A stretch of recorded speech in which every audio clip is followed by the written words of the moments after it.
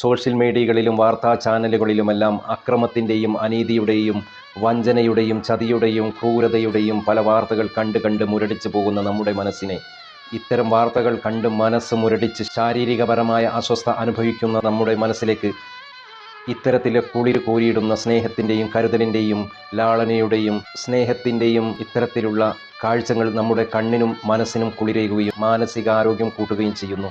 സ്നേഹമുള്ള ഇടത്ത് മാത്രമാണ് മാനസിക ആരോഗ്യം നിലനിർത്തുന്നത്. എല്ലാവരും പരസ്പരം സ്നേഹിക്കൂ. വിദ്വേഷങ്ങളും പകകളും അക്രമങ്ങളും ഒഴിവാക്കി പരസ്പരം എല്ലാവരും സ്നേഹിക്കുക. സ്നേഹമുള്ള മനസ്സിൽ മാത്രമാണ് കരുണ ഉണ്ടാകുക.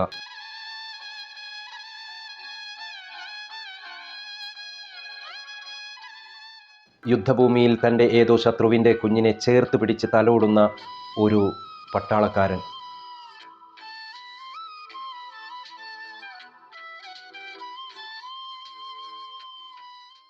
നമ്മുടെ പ്രിയപ്പെട്ട പ്രധാനമന്ത്രി വയനാടിലെ തിരഞ്ഞെടുപ്പിലാക്കിക്കൊണ്ട് അഭിനയിക്കുകയാണെന്ന് പലരും പറയുന്നുണ്ടെങ്കിലും സൂക്ഷ്മമായി സമാധാനത്തോടുകൂടെ സ്നേഹത്തോടുകൂടെ നമ്മൾ നിരീക്ഷിച്ചാൽ ഈ കുഞ്ഞിനെ താലോലിക്കുമ്പോൾ അദ്ദേഹം യഥാർത്ഥത്തിൽ ഒരു മുത്തശ്ശനായി മാറുന്നത് ആ മനസ്സിൽ നിന്നും ആ മുഖത്തേക്ക് വ്യാപിക്കുന്നത് സൂക്ഷിച്ചു നോക്കിയാൽ നമുക്ക് കാണാം.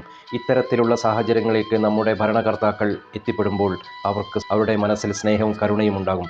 നമ്മുടെ പ്രധാനമന്ത്രിയുടെ ഇത്തരത്തിലുള്ള സ്നേഹവും കരുണയും ചേർത്തു നിർത്തലും ഇന്ത്യയിലുള്ള മുഴുവൻ കുഞ്ഞുങ്ങൾക്കും അവകാശപ്പെട്ടതാണ്.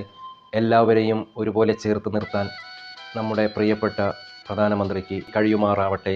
എല്ലാവർക്കും എപ്പോഴും നന്മകൾ മാത്രം നേർന്നുകൊണ്ട് നന്ദി, നമസ്കാരം.